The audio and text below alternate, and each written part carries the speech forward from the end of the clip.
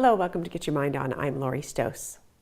So how do you feel about your confidence level? Where do you gain your confidence from? Do you naturally have confidence? Well, many of us get confidence either naturally, because that's kind of who we are, or we build our confidence through different ways. One of those ways to build your confidence for some people is through competence.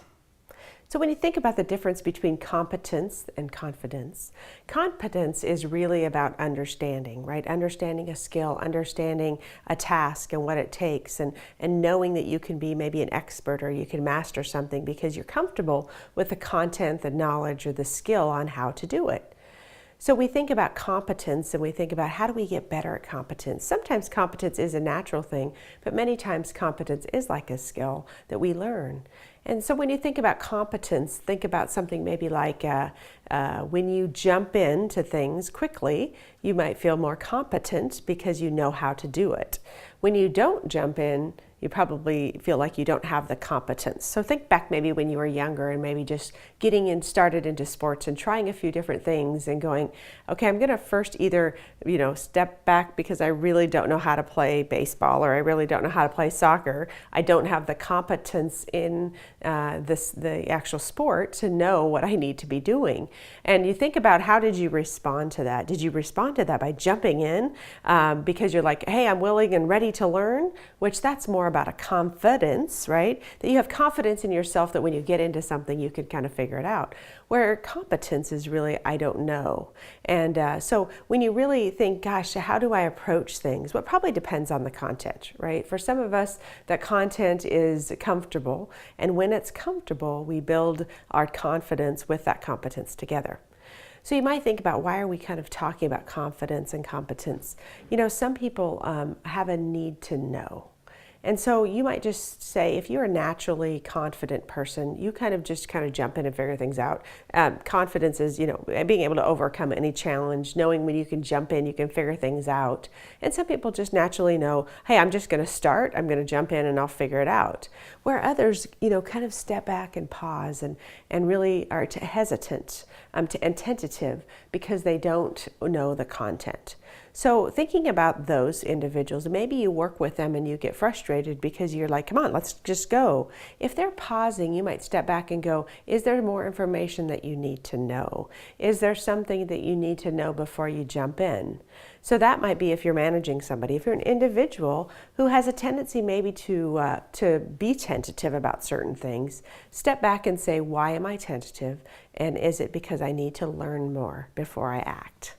And that kind of allows you to think about that confidence level.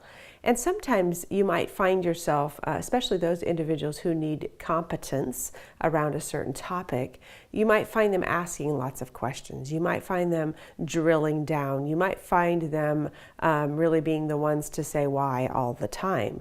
Once they figure that out, then they're able to act. Right? So if that's you yourself, you're probably thinking about, why am I pausing? Why am I tentative? And it's really because you're not certain. You won't gain your confidence until you have your competence in that topic. So that's when we really have to say, okay, how do I handle that then? How do I want to gain my confidence through competence? Well, you really have to do it one thing at a time, right? Little by little, easing into something, whether it's learning that content, whether it's reading more. We just have to start building that skill, right? Building it and using it. And know that there's nothing to be afraid of. I think that sometimes people feel like they have to be the experts. There's lots of things that you won't know everything of. You can go online and find tons of information on Google or Bing, whatever, Yahoo, to find out something. No one's an expert in everything. So find that level for you where you can kind of jump in and say, I do feel confident because I've just started it. So you got to get started and try and do it over and over again. It's not successful. Just like when you think about sports, you think about those people who are great at it. They maybe have some natural confidence, but day by day they just continue refining that skill and doing things and failing and starting over again and making sure that they can get there through that competence. So for positive charge, think this week first about what is confidence to you? How confident are you? Are you confident in certain things more than others, obviously? And two, what is that competence? What is your need for competence to increase maybe that confidence? So we really think about ourselves, we think about how we can accomplish those greater levels of success. Competence and confidence both have a role. And it's really just understanding yourself and knowing who you are so you know what can make you more successful, whether it's continue just growing that confidence by jumping in and battling whatever you have in front of you, or if it's that competence where you need to take some more time to learn. Either way, you'll get there. Thanks for joining us today, and remember to get your mind on.